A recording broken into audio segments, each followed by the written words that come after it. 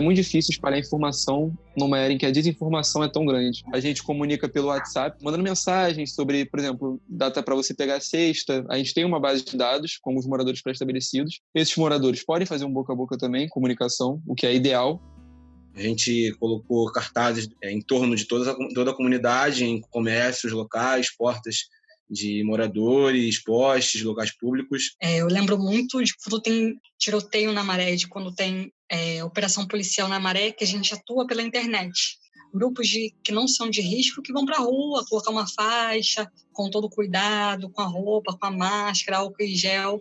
A gente falou que precisava fazer alguma coisa em relação a uma comunicação que pautasse a favela e que tivesse a sensibilidade de estar pautando também as necessidades da favela. A gente necessita fazer vaquinhas online de apoio para a gente estar vendo aí a questão das cestas básicas para as famílias mais vulneráveis. De princípio mesmo, a gente começou com um carro de som. O carro de som passou em todas as partes da Vila Kennedy com mensagens simples. No gabinete de crise, uma coisa que é muito importante, tá a diretora do posto de saúde, os diretores da clínica da família, do UPA. Nós pensamos num plano em que envolvesse a comunidade a cada número de habitantes. A cada 50 pessoas, nós temos um morador voluntário, que é o presidente da rua. Ele tem algumas responsabilidades, esse presidente de rua. A primeira é achar um vice-presidente. As responsabilidades dele é ajudar na conscientização para que a pessoa fique em casa.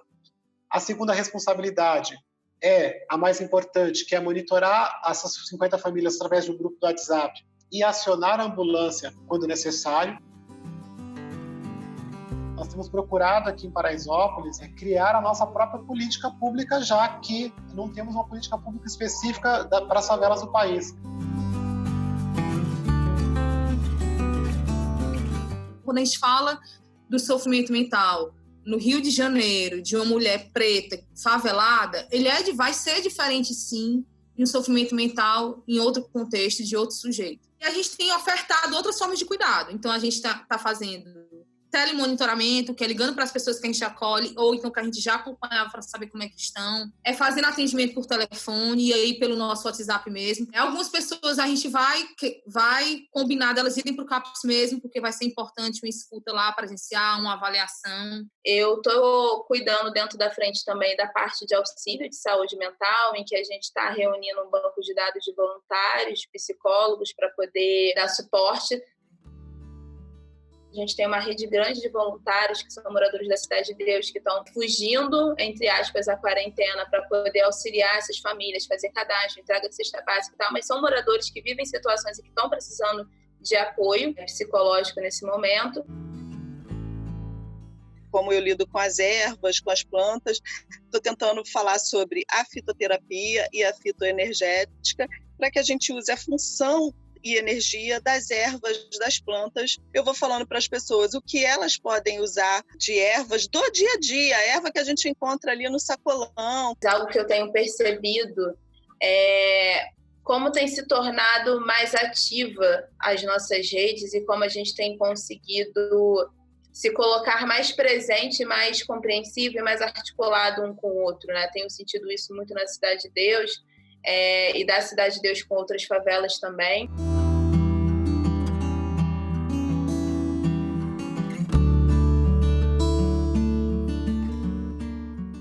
E a gente que mora em favela, as pessoas querem falar por a gente. A gente quer sim ter o direito de comer bem. A gente quer sim democratizar e democratizar a comida de verdade. É tanto que quando eu fiz receitas ao ar livre, as pessoas começaram a ter a lembrança e o resgate que antigamente elas tinham. Eu não tinha noção do que era uma plantação, do que era uma horta, quais as possibilidades, até eu ir trabalhar no Campos Fiocruz. Por quê? Porque eu tive acesso, eu tive a oportunidade, a minha horta na minha laje, é no potinho. Tem possibilidade de você comer orgânico? Tem. Tem possibilidade de você comer esse agrotóxico? Tem. É muito bom quando a gente consegue passar uma mensagem simples, uma mensagem com amor, uma comida que tenha conceito, uma comida que fale. A saúde pública começa com a gente poder ter escolhas adequadas para esses alimentos, saber o que a gente está comendo e o que a gente está comendo, da onde que ele vem e como que ele é produzido. No Rio de Janeiro, a gente constrói a Cesta Camponesa, que é essa rede que liga as famílias camponesas do estado e as famílias camponesas organizadas em outros estados. E para fazer chegar nas favelas, a gente criou a campanha Mutirão contra a Fome, que é uma rede de solidariedade que tem como objetivo criar o Comitê Popular do Alimento.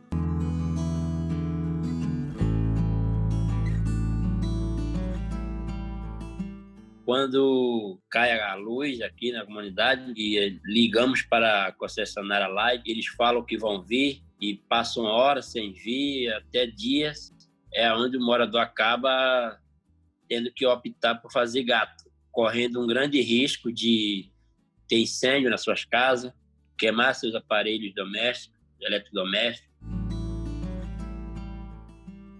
Hoje, muito se fala das linhas de financiamento, que tem muito, você consegue diluir o custo ao longo do tempo. Só que faltou dizer que as instituições financeiras, os bancos, recusam dar linha de crédito para quem está na favela. Então, acho que a importância de ter organizações voltadas para a favela, para desenhar um modelo que seja adequado a elas, seria o principal desafio e também a principal solução para resolver isso. A gente sempre busca levar a tecnologia para comunidades que queiram uma tecnologia. A gente sempre conversa muito com as lideranças locais, busca trazer capacitação para que os próprios moradores realizem instalação, dar o máximo de oportunidade para que eles ou montem os próprios negócios ou consigam oportunidade de trabalho no setor. Nós pegamos pessoas que estavam desempregadas, pessoas que só estudavam. Então, assim, gente, vamos montar uma equipe, fizemos capacitações. Alguns já estão trabalhando até hoje nessa área, montaram o seu próprio negócio. E esses moradores começaram a entrevistar, né, fazer a pesquisa com a comunidade inteira.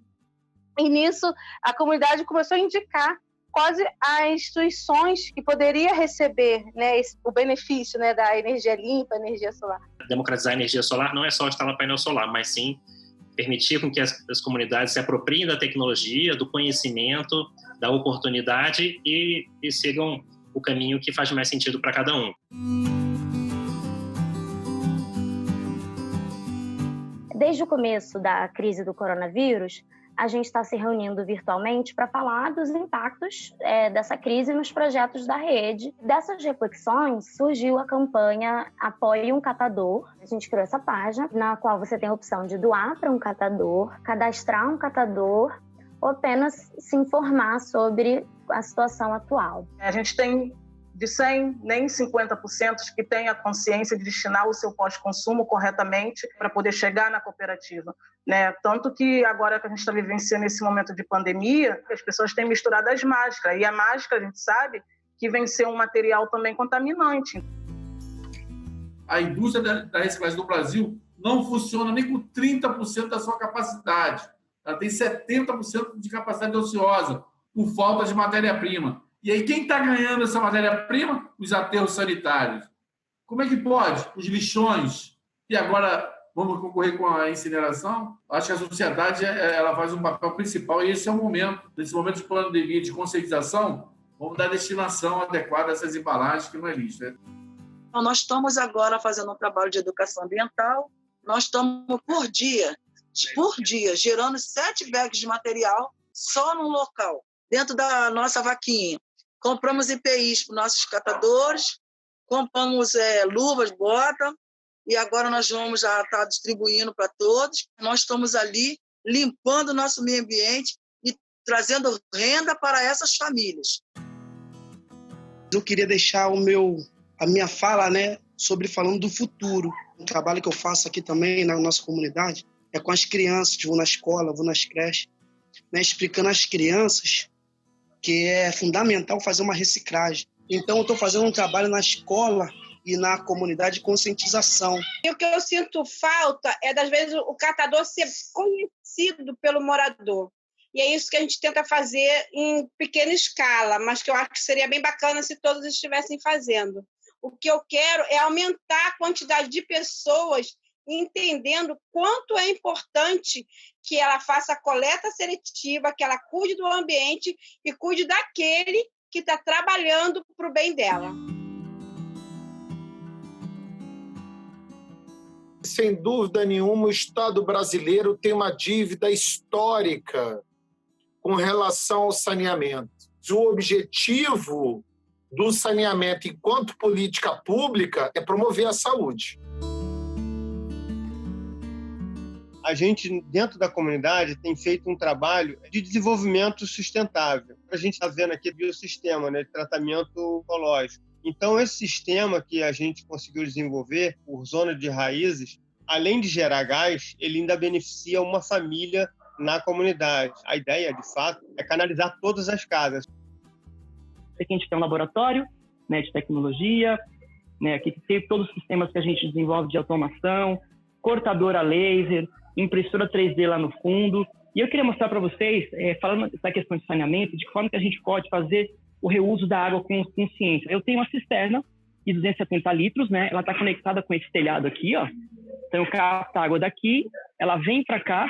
Aqui eu tenho um filtro, onde eu vou tirar as partículas, né, grandes, que realmente que vem dessa sujeira do telhado, passa lá para dentro. Eu tenho um filtro impresso em 3D, porque aqui dentro eu tenho um sistema de bombeamento por energia solar. Dentro da descarga, eu fiz um sensor lá dentro, que ele faz a leitura da descarga. Então aqui eu tenho uma bomba solar. Então toda vez que realmente eu dou a descarga aqui, eu estou bombeando essa água lá de fora por energia solar, e essa água é depositada aqui dentro na minha descarga. Descarga que tem em torno de 6 litros. Eu sou coordenadora de um projeto do Engenheiros Sem Fronteiras, que é o Águas da Baixada.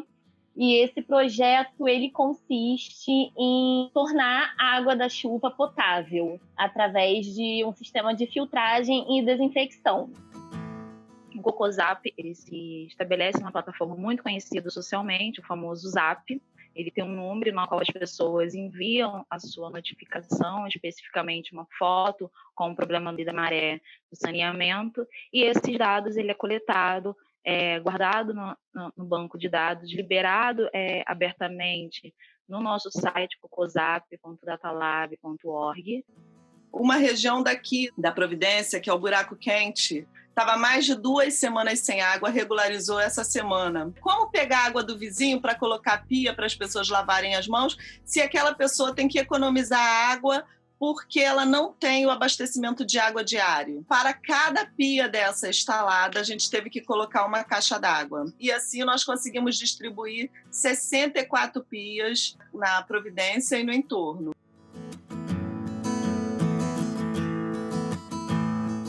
A gente pensou, uma doença que está matando gente do primeiro mundo, uma doença que está matando rico. Imagina quando chegar no pobre, né?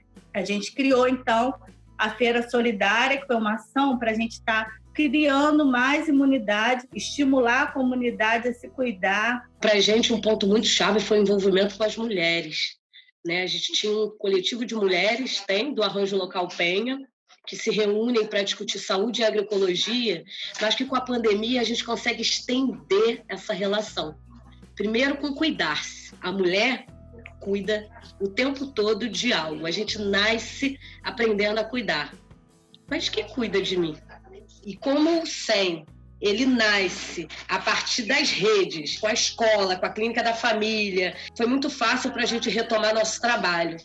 Hoje a gente atende diretamente a 240 famílias. Os alunos que são do esporte, a gente tem a questão da contribuição do fortalecimento alimentar, que além de eles produzem a horta, eles consomem da horta, a gente mantém a questão do leite e da cesta básica. Na loucura dessa pandemia, nós paramos as atividades, né, porque nós precisamos, mas a gente foi inovando o tempo todo. Então, hoje, a capoeira, por exemplo, ela é feita pelo Zoom. Nessa pandemia, nós tivemos uma outra atuação, que foi a distribuição de cestas básicas, produtos de higiene, produtos de limpeza e quentinhas. Nós conseguimos manter esse atendimento e até ampliar esse atendimento.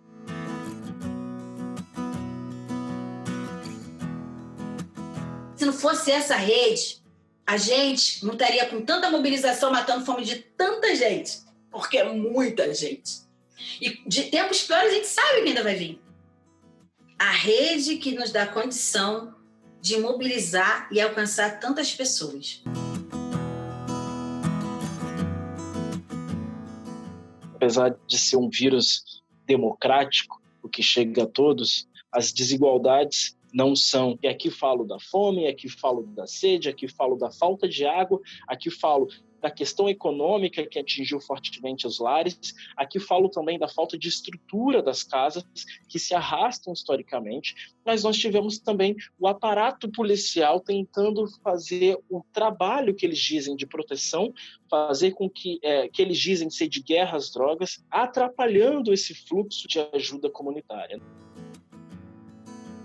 Acho que a questão da memória ela é fundamental até para contar, né, e para narrar esse tipo de situação criada, né, pelo Estado, né, nas favelas, no que a pandemia fez com que se construísse aos moradores da Maré, né, aos moradores da favela, né, como se recriaram, como se refizeram, como se reinventaram.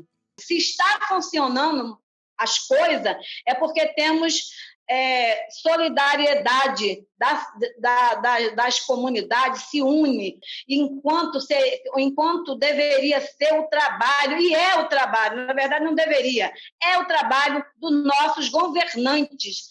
A gente tem que lutar, mas com doçura, mas a gente tem que lutar. A gente vai viver, a gente vai lutar, a gente vai se juntar, a gente vai se organizar. E eu acho que a memória, ela possibilita isso, que a gente se organize. Fica então para a favela, fica então para a cidade, a memória de que as favelas elas contam a história, que elas praticam a luta e que elas fornecem soluções, ainda que não sejam elas quem criaram os problemas. Então, seguimos pelo Brasil, apesar do Brasil.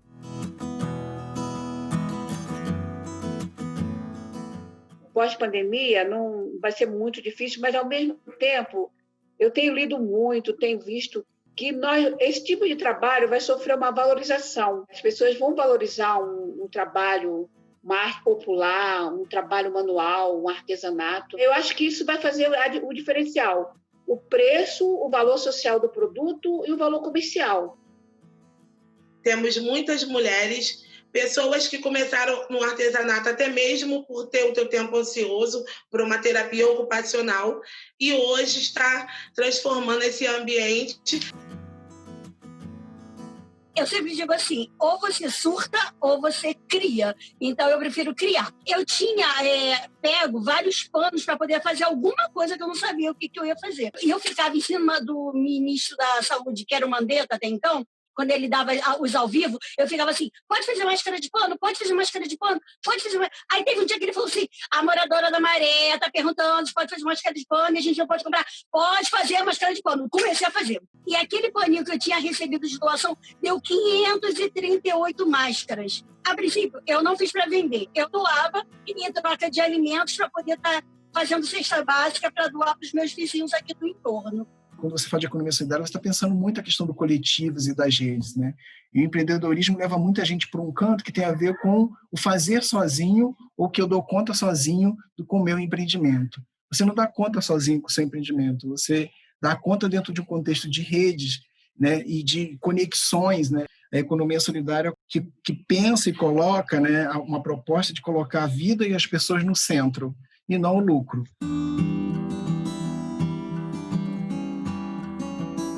Eu sou apaixonado pela história do saneamento. Eu acho que a água educa.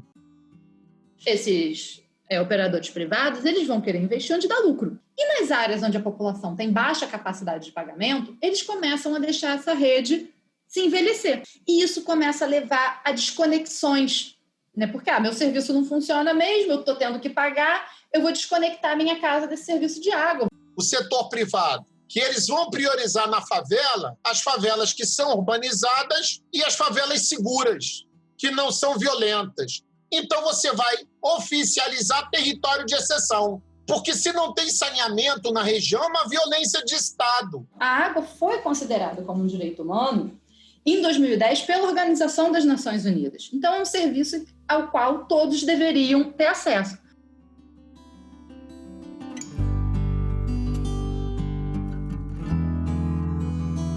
É essencial a transparência em relação à água que a gente está bebendo. Sem dados, sem indicadores, é impossível fazer o acompanhamento pela sociedade e também pelos órgãos de controle que têm a responsabilidade de fazer esse monitoramento. O saneamento ecológico ele pode ser considerado um sinônimo do saneamento ambiental, do saneamento sustentável.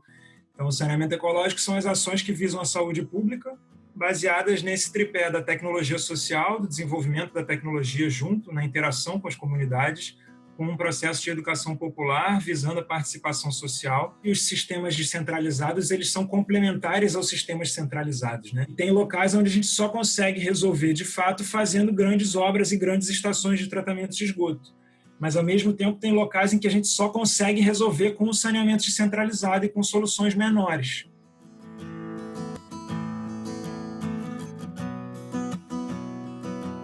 O quilombo da Sacopã simboliza o orgulho da negritude. Nós temos aqui uma feijoada que nos dava a nossa receita, e com esse acontecimento horroroso dessa pandemia, nós paramos.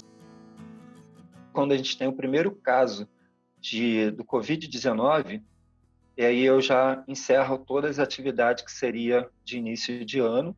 A gente tem megas eventos aqui também, e a gente começa a trabalhar com grandes parceiros, agariando cesta básica, como a gente atende até hoje. Outra coisa também é um médico, né, que a gente trouxe para a comunidade, que foi importante nesse momento. Ele vem a cada 15 dias para atender as pessoas. A gente realizou agora, a gente fez uma parceria com o posto de saúde, a gente realizou uma testagem aqui no Quilombo. A gente tem um trabalho de contação de história. A gente tem 2 professoras, né, que fazem isso para a gente aqui na escola. E a gente pediu para que elas criassem material para as crianças, né, para ajudar nesse período. As crianças hoje vivem com o celular, né, essa coisa da internet. Por isso que a gente pediu ajuda para essas meninas, né, dessas professoras, dessa contação de história, para ver se a gente consegue resgatar, né, um pouco, né, dessa nossa tradição. Aquilo que a gente tem de bom, de ensinamento e deixado pelos nossos ancestrais, as coisas boas a gente traz e ensina.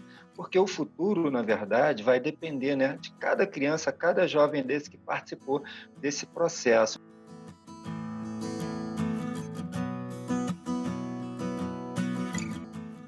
A gente pensa que chegar à universidade é salvação.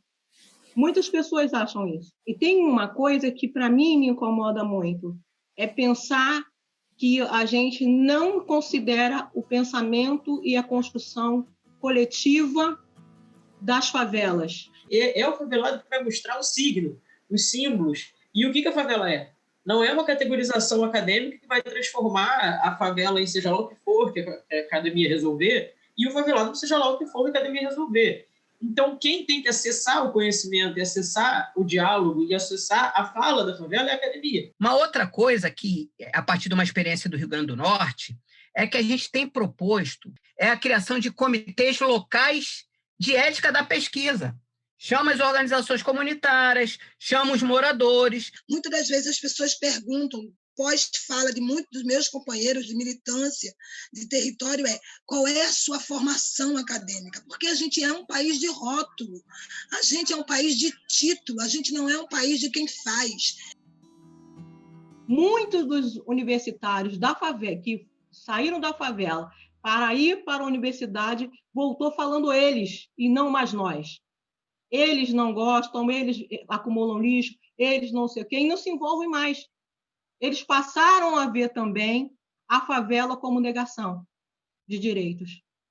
Então, para que a gente tenha uma construção coletiva, a gente tem que entender que o papel social das universidades é pensar tecnologia para melhorar a qualidade de vida das pessoas, independente de onde elas estejam.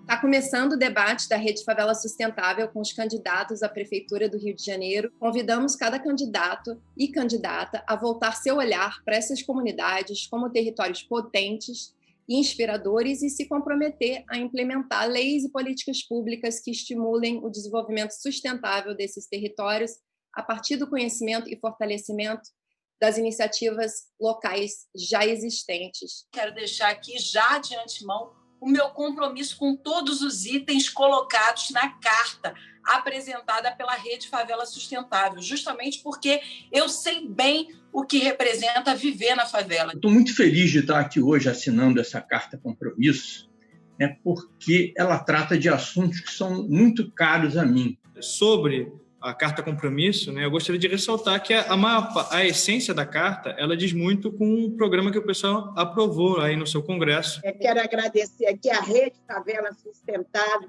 já assinei. Assumo desde já o compromisso de receber nos primeiros 100 dias de governo a equipe do Rede Favela Sustentável para debater e aprender as prioridades e ajustes no plano de governo. Quero deixar claro que nós nos comprometemos a assinar a Carta Compromisso da Rede. Meu nome é Lidiane Santos, eu sou professora de Biologia e atuo no projeto de Educação Socioambiental Ecorrede do Alfazendo, Cidade de Deus. Eu sou Ailton Gonçalves Lopes, segundo secretário da Comunidade Trapicheiros na Tijuca. A educação ambiental é um instrumento importantíssimo para lidar com diversas questões socioambientais existentes. De que forma você pretende utilizar e potencializar os projetos e programas já existentes de educação socioambiental nas favelas, considerando seu potencial propositivo e resolutivo para as questões que abarcam seus territórios? Estou aqui na comunidade do Arará, Benfica. Qual a sua proposta para o reaproveitamento de orgânicos e inorgânicos na cidade do Rio de Janeiro e como fará para que os resíduos se tornem um gerador de renda nos territórios, garantindo matéria-prima e fonte de emprego local? Nosso objetivo é a construção de um espaço de diálogo em prol da sustentabilidade e resiliência do Rio de Janeiro a partir das suas favelas. A favela não é um problema. A verdade é que as favelas são fábricas de soluções. Quando a gente faz parte de uma rede, com sinceridade, franqueza, clareza, sabe? As coisas acontecem pra gente. Sozinho a gente não faz nada. Na verdade, sozinho a gente pode ir muito mais rápido, mas a gente vai cansar. E quando a gente está juntos, a gente vai chegar mais longe, porque ninguém larga a mão de ninguém. Quando tiver difícil, filha, vamos se virar um pro outro, ó, trocar as nossas energias. E como os girassóis, vamos espalhar nossas sementes.